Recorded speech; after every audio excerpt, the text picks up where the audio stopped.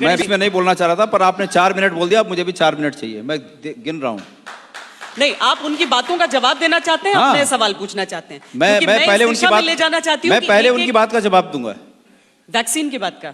हाँ, उसका जवाब दूंगा। इस देश में अतीत में जितनी महामारियां फैली, कांग्रेस का शासन था, और आपके बाहों पे भी जो चवन्नी जैसा निशान होगा ना, वो कांग्रेस के शासन का निशान है।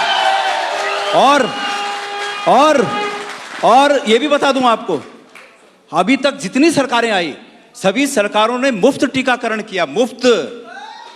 आप कोई नया काम नहीं कर रहे हैं।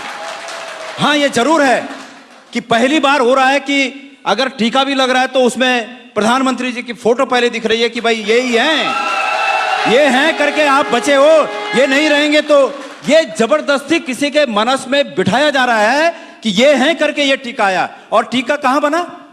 कांग्रेस के द्वारा निर्मित प्रयोगशालाओं में टीका बना है।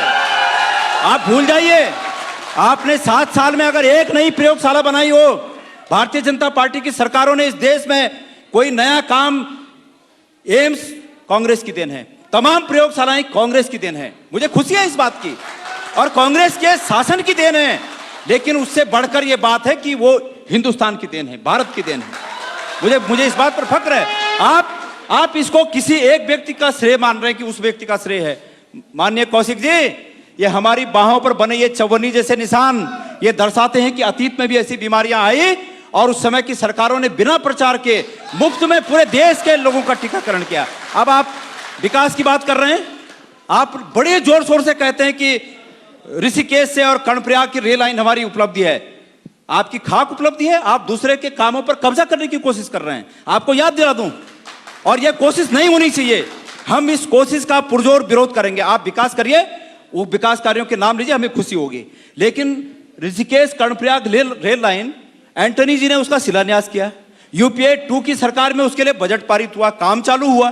अब आपके समय में वो पूरा हो, अच्छी बात है, लेकिन दूसरे के कामों पर श्रेय मत लीजिए। केदारनाथ का पुनर्निर्माण, मैं केदारनाथ का अध्यक्ष था, श्वेता जी, मैं अध्यक्ष था वहां, और प्रत्यक्षदर्शी हूं वहां का, और भगवान केदारनाथ की कसम खा के कह सकता हूं, वहां जितना पुनर्निर्माण हुआ हरीश रावत जी मुख्यमंत्री थे उनके कार्यकाल में हुआ। और आप लोगों ने पूरे देश को बताना चाहता हूं, मैं धन्यवाद देना चाहूंगा कि इस राष्ट्रीय चैनल ने मुझे यहां पर आने का मौका दिया। मैं आपके माध्यम से पूरे देश को बताना चाहूंगा, अगर उस केदारनाथ में कुछ बदलाव हुआ तो यह हुआ कि कांग्रेस के समय के पुनर्निर्माण के कार्यों पर जो शिलान्यास के पत्थर कांग्रेस के नेताओं के लगे थे, आपके नेताओं ने आकर उन पत्थरों को साइड करके अपना नाम लगा दिया। इसके अलावा कुछ नहीं किया आपने। तो यह विकास कार्य है, ये गहरी खाई है जिनको पाटना पड़ेगा।